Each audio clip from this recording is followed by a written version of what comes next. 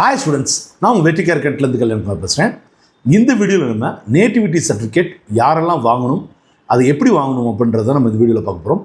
First ஆக்சுவலாக பார்த்தீங்கன்னா, நீங்கள் தமிழ்நாட்டு மாணவராக இருந்து தமிழ்நாட்டிலே 8ஆம் வகுப்பு முதல் 12ஆம் வகுப்பு வரைக்கும் படிச்சிருந்தீங்க அப்படின்னா உங்களுக்கு நேட்டிவிட்டி சர்டிஃபிகேட் தேவையில்லை. சரியா?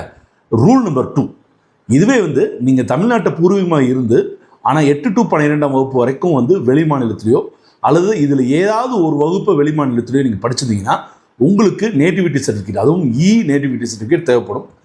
3வது விதி பார்த்தீங்க அப்படின்னா, மத்திய அரசு ஊழியர்களுடைய குழந்தைகளாக இருந்தீங்கன்னா அதுவும் கடந்த 5 வருடங்களாக உங்கள் பேரண்ட் தமிழ்நாட்டில் ஒர்க் பண்ணியிருந்தால் நீங்கள் நேட்டிவிட்டி சர்டிஃபிகேட்டுக்கு விண்ணப்பிக்கலாம். சரிங்களா? இதற்கு பார்த்தீங்கன்னா எம்ப்ளாயர் சர்டிஃபிகேட்டுன்னு சொல்லுவாங்க. சரிங்களா? சென்ட்ரல் கவர்மெண்ட்டில் ஒர்க் பண்ணக்கூடிய எல்லாருக்குமே தெரியும் எம்ப்ளாயர் சர்டிஃபிகேட். அந்த சர்டிஃபிகேட் இருந்துச்சுன்னா நீங்கள் நேட்டிவிட்டி சர்டிஃபிகேட் தாராளமாக அப்ளை பண்ணலாம்.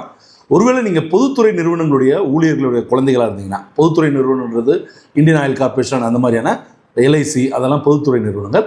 அதில் ஒர்க் பண்ணி கடந்த 5 வருடங்களாக இங்கே பண்ணிட்டு இங்கே தமிழ்நாட்டை ஒர்க் பண்ணியிருந்தாங்கன்னா நீங்களும் பார்த்தீங்கன்னா நேட்டிவிட்டி சர்டிஃபிகேட்டுக்கு அப்ளை பண்ணலாம். சரிங்களா?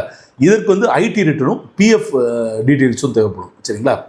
ஒருவேளை வெளி மாநில மாணவர்களாக இருக்கிறீங்க, அதாவது நீங்கள் வேறு மாநிலத்தை சேர்ந்தவராக இருக்கிறீங்க, ஆனால் 8ஆம் வகுப்புலேருந்து 12ஆம் வகுப்பு வரைக்கும் தமிழ்நாட்டில் படிச்சுட்டு இருந்தீங்கன்னா உங்களுக்கு நேட்டிவிட்டி சர்டிஃபிகேட் தேவையில்லை. நல்லா தெளிவாக புரிஞ்சுக்கோங்க.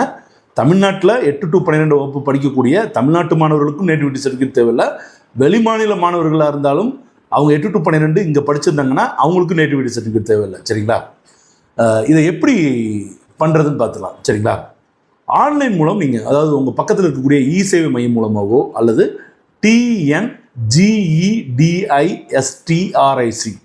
அதாவது TNGE டிஸ்ட்ரிக்ட், சரிங்களா, .government.in, இந்த இணையதளம் மூலமாக நீங்கள் உங்களுடைய நேட்டிவிட்டி சர்டிஃபிகேட்டை அப்ளை பண்ணலாம். சரிங்களா?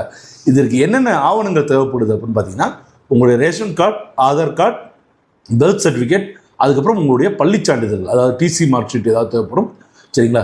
ஒருவேளை நீங்கள் ஸ்ரீலங்கன் ரெஃப்யூஜியாக இருந்தீங்கன்னா, ஸ்ரீலங்கனுடைய தமிழ் அகதிகளாக இருந்தீங்க அப்படின்னா உங்களுடைய வட்டாட்சியர் அப்படின்னு சொல்லுவாங்களே, ஆர்டிஓ, அவங்க சைடில் இருந்து நீங்கள் என்ன பண்ணணும்னா அடையாள சான்றிதழ் வாங்கியிருப்பீங்க, அதையும் சேர்த்து சமர்ப்பிக்க. சரிங்களா?